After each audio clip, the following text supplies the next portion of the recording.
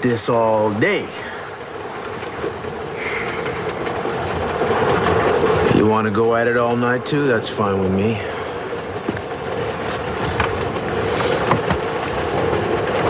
Let's start again. What do you say?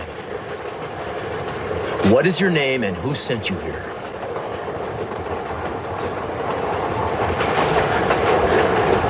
You know, pal, even in times of war, it's customary for a prisoner to tell his captor his name, rank, and serial number. And I am your captor. I got you dead to rights. We pull into Venice, you're going to be charged with the murder of the man in the adjacent compartment. Now, I know that you didn't mean to kill him because you really wanted to kill me, didn't you? Now, you tell me who sent you here to do that, and maybe things will go easy on you. Who sent you?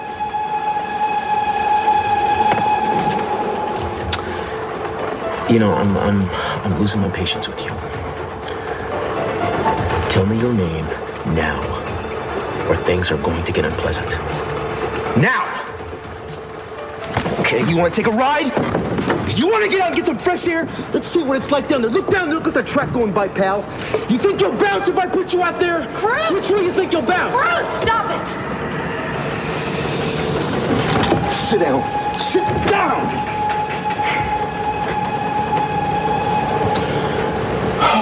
What do you think you're doing? What am I doing? What am I doing? I'm trying to get this man to talk. He hasn't said a word.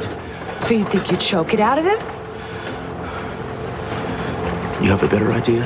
He did try to kill us, remember? So you thought you'd return the favor, that'd make it even?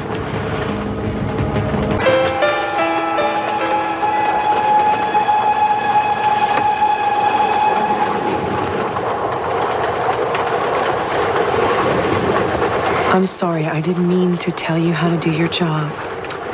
I guess the events of the past few weeks are starting to get to me a little bit. I understand. I shouldn't have gone off like that. I apologize.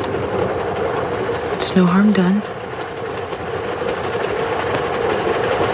Since you're here, would you mind asking this man what his name is and who sent him here to try to kill us last night?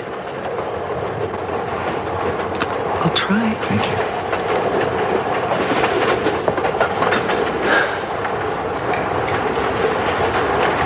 Pardon, monsieur. Qui êtes-vous? Qu'est un bois?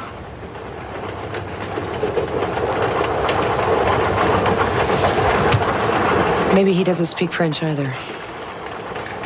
Maybe he doesn't speak. Could you keep an eye on him for a little while, monsieur? I'd like to go check with Interpol. Oui, monsieur. I will wait with him. Thank you very much. You know how to use this? Yeah. Yeah, he moves. You pull the trigger. It's no problem. Thank you. We won't be long.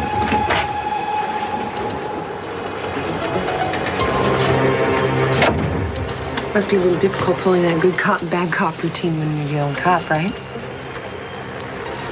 You think that's what I was doing in there? I don't know what you were doing in there. I don't think you know what you were doing in there.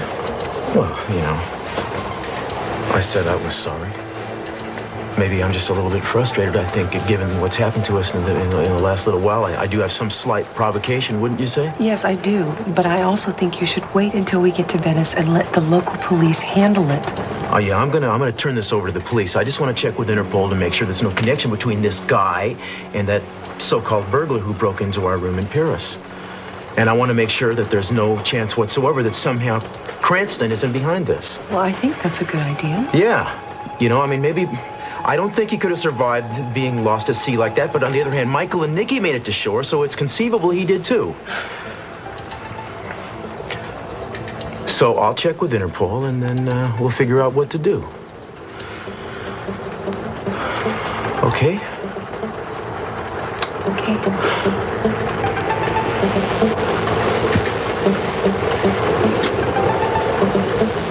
Meet me in the club car.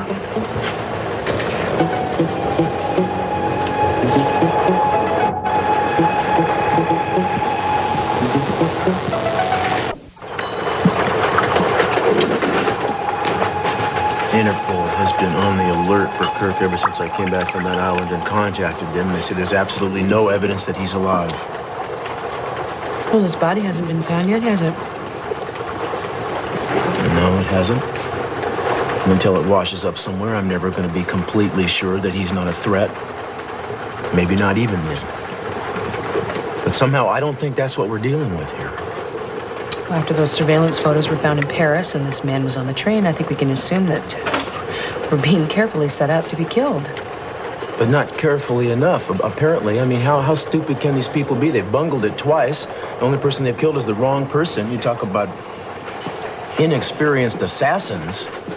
Not everybody is so perfectly chosen for their profession as you are. Oh, I'm glad you find something to be cheerful about in this. It's gallows humor. You don't suppose... What? Oh, I was just thinking about that thing. What about this thing? Well, either we've been targeted by the Three Stooges of the crime world, or that Indian shaman has left you a very lucky charm.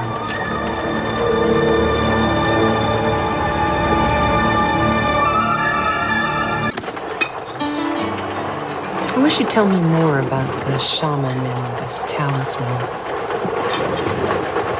Well, I told you. Pretty much all of it in Paris. Did you tell me everything? Why? I just think there's something that bothers you. Well, I guess you'd be bothered, too, if somebody told you a story like the one he told me and then gave you something like this and then died the next day. And you've got to admit, some pretty strange things have been happening recently. I mean, I'm not superstitious. I'm not saying there's a link. But sure is a hell of a lot of weird coincidences. Well, we've been in danger twice. Twice we could have been killed. Twice we weren't killed. Didn't the shaman say that that stone would protect you? Well, not exactly. That's not exactly what he said. And please, don't start trying to fictionalize this. No, I'm trying to factualize it. I mean, this shaman says that he has a vision to come to you, to give you this stone, to pass on the power. That's what he said. That doesn't mean it happened.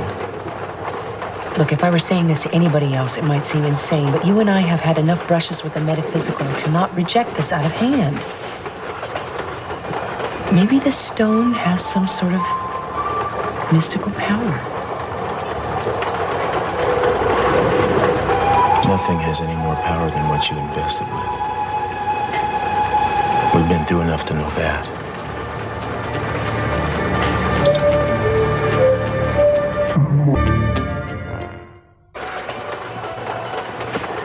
What happened? Where's my prisoner? Oh, he's here. He just went to the bathroom. Cruz. Hey! Don't! Give me that. What is it? It's cyanide. Trying to commit suicide? Dirk! Would rather die than talk. Man, I want to know who you're working for